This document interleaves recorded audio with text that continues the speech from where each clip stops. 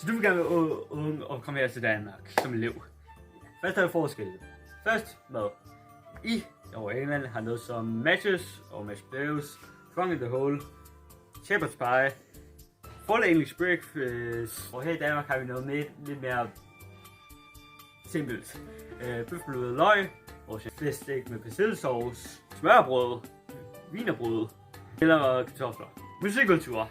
I har nogle meget verdenskendte nogen over i England.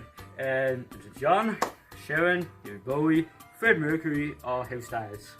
Her i Danmark, det vil nu sige, vi hylder selvfølgelig også noget mere verdenskendt, men vores musikere er lidt mere, lidt mere lokalt. Lokalt kendt. Vi har mere Kim Larsen, Rasmus Seebach, Natasha, Andreas Objerg og Mads Langer. Sport. Vores to landes måde at transportere her til skolerne er lidt mere faktisk meget om hinanden.